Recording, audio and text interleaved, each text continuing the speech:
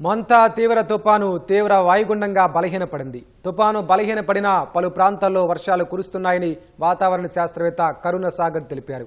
నెల్లూరు, ప్రకాశం, పల్నాడు, నంద్యాల, గుంటూరు, ఎన్టీఆర్ జిల్లాలకు red alert జారీ చేశామన్నారు. అనంతపురం, కర్నూలు, కడపలో భారీ వర్ష సూచనలు ఉండడంతో ఆరెంజ్ అలర్ట్ జారీ చేశామన్నారు. ఉత్తర కోస్తా జిల్లాలో కొన్ని ప్రాంతాలకు వర్షావకాశం ఉందన్నారు.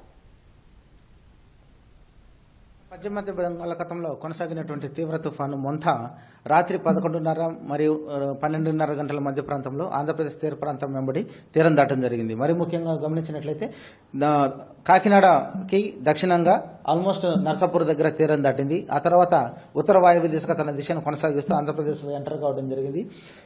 రాత్రి 2:30 గంటలకి తుఫానుగా కొంచెం బలహీనపడడం జరిగింది.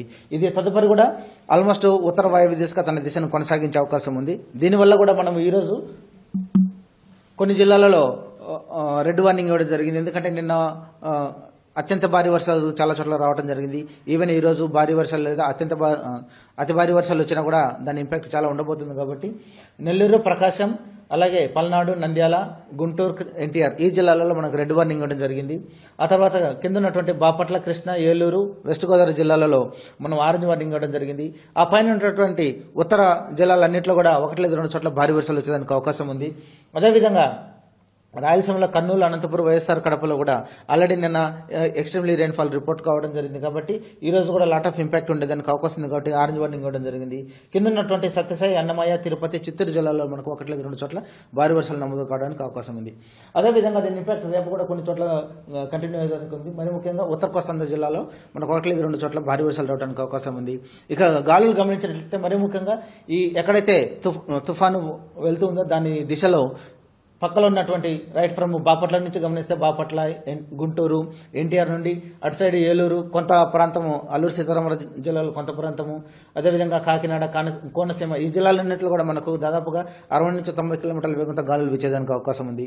ఆ పక్కన ఉన్నటువంటి జిల్లాలో కొంతమేర తగ్గేసి మనకు దాదాపుగా 50-60 కిలోమీటర్లు, ఇంకా ఈరోజు సాయంత్రం ఇంకా బలహీనపడి 45-55, గరిష్టంగా 65 కిలోమీటర్లతో వేగంతో గాలులు వీచేదానికి అవకాశం ఉంది.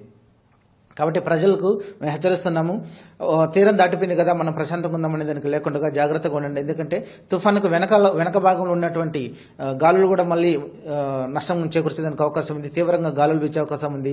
దాని పర్యవసానంగా ఇప్పుడు మరి గాలులతో కూడినటువంటి వర్షం కూడా వచ్చేదానికి అవకాశం ఉంది. కాబట్టి తగిన జాగ్రత్తలు తీసుకోండి.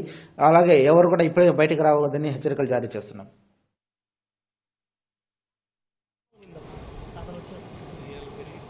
ఇంకా పెరిగింది, చెరువులన్నీ నిండే ఉన్నాయి.